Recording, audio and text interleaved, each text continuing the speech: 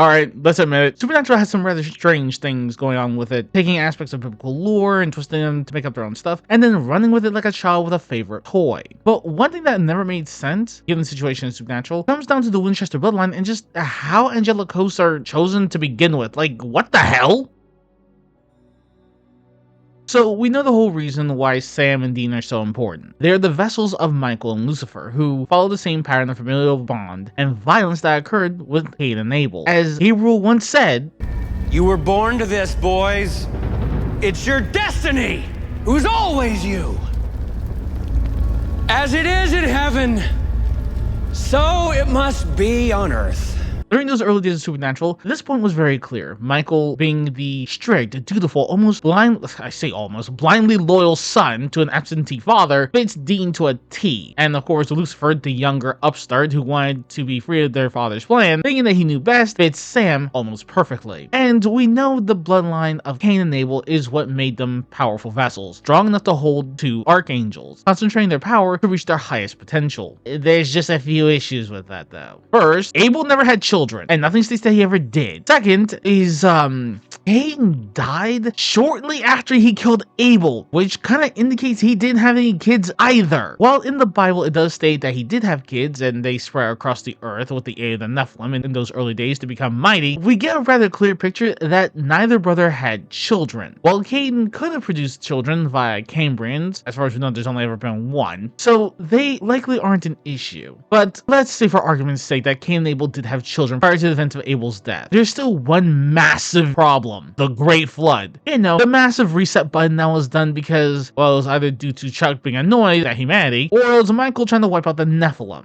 Either way, this reduced the human population to a singular family. So, we are supposed to believe that somehow the bloodlines of Cain and Abel managed to stay alive, that Noah and his wife are descendants of either, which will enable those bloodlines to survive? I mean... coincidence? I think not! After all, we know that heaven will matchmake, as was done with John and Mary. Wait, you said you were just following orders. Mm-hmm.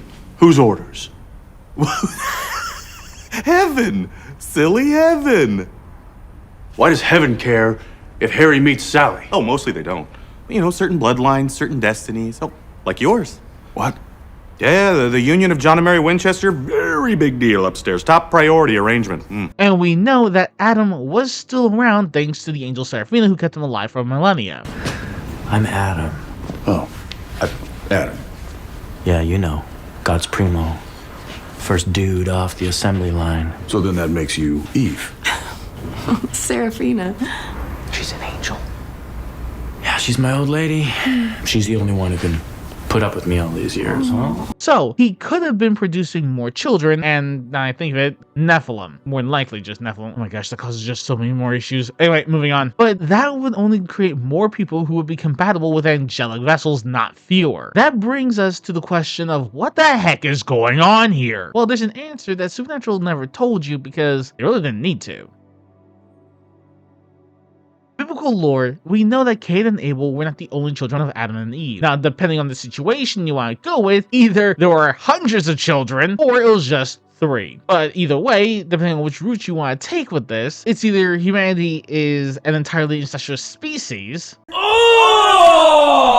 or God created other humans outside of Adam and Eve so Cain could find a wife and could start producing children. But apart from that, there was a third brother. His name was Seth. Seth was born sometime after Abel's death and Cain being kicked out of what little hovel that he had known all his life thanks to the mark. Now, the bloodline of Seth was stated to be more righteous and followed the will of God, while the line of Cain, well, they just went fuckaway ball and started building kingdoms, waging wars, and really just being every negative aspect of humanity condensed to a singular group of people. Oh, by the primal force. Chuck, you didn't do the human thing, did you? Moving on. Noah was of Seth's line, and Noah's wife was of Cain's. This enabled both bloodlines to continue on as one within their children and survive the flood that wiped out the rest of humanity. But in Supernatural, that really couldn't have happened due to, again, the circumstances of Cain becoming a demon shortly after killing Abel. So how do we explain this then? Well, rather simply because in Supernatural, while they never outright state Seth's existence, they do hint it in the form of Adam Mulligan, the third Winchester sibling, and though a half-brother, he was still of the same bloodline and capable of housing Michael indefinitely. While not a perfect vessel, he was serviceable enough that the fight between Michael and Lucifer would have been close regardless of whichever vessels they used. I'm telling you right now, even with Lucifer in his perfect vessel, it would have been a close as hell fight. It doesn't matter. Basically, as the only child of Adam and Eve that was alive and fully human, Seth would have been the vehicle through which humanity continued. His bloodline would have spread across the world, been in the Ark, and would have been the common ancestor of all humanity. But that begs the question, if all humans on Earth are actually descendants of Seth, then why was Cain killing his descendants if there were none? You see, that's where things get a bit interesting.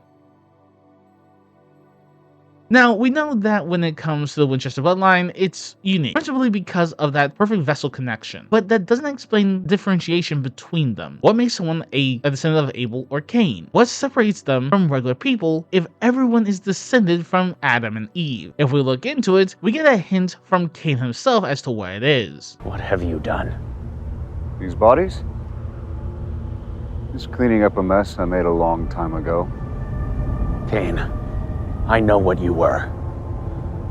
But you'd resisted for so long. What can I say? I got the taste back. With Abaddon's army gunning for me, I had to take up arms again. I liked how it felt. Those were demons. These... Humans. The mark thirsts for all kinds. This is a massacre. Yes. And soon it'll be a genocide. My children. My whole poisoned issue. A lot of them out there right now. Killers, fighters, thieves. Some more peaceful than others. But they still carry it. The disease. If the mark wants blood, I'll give it mine. You'll kill them all. You are Adam and Eve's firstborn. Your descendants are legion. Most I'm culling. 1 in 10. Of everyone. I've got time. To be entirely honest, I would not find it surprising that certain particular tendencies and traits are what cause the differentiation. Traits that would be scattered less concentrated over the millennia as humanity undergoes adaptation to their environment. And I imagine that those are the key reasons other humans can act as vessels to angels, and others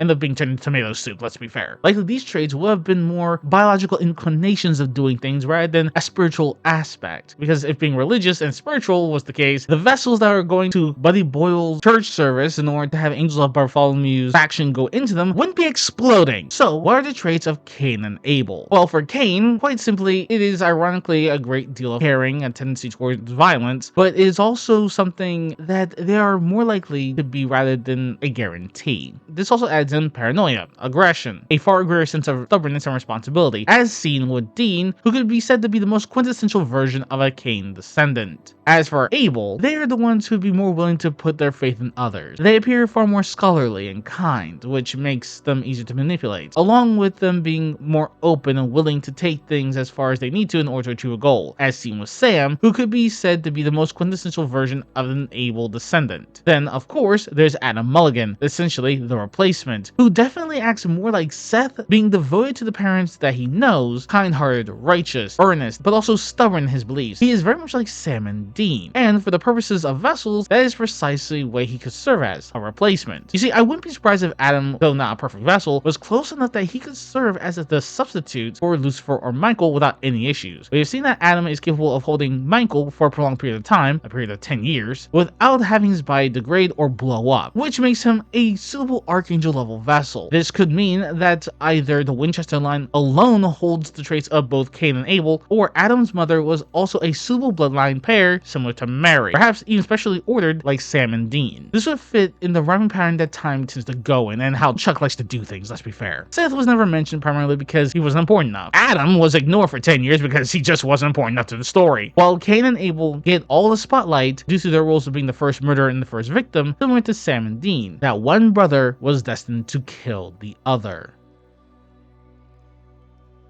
To be entirely honest, Supernatural does leave a lot to the air, but the gaps that form can lead to some interesting conclusions. And on this, there isn't a truly definitive answer. But the creators just have been absent-minded about Seth? Oh, definitely. Was Adam really meant to act as a replacement, or did the exclusion of explicit information just create a massive plot hole that makes no sense whatsoever? Share your thoughts on this, and I'll see you next time.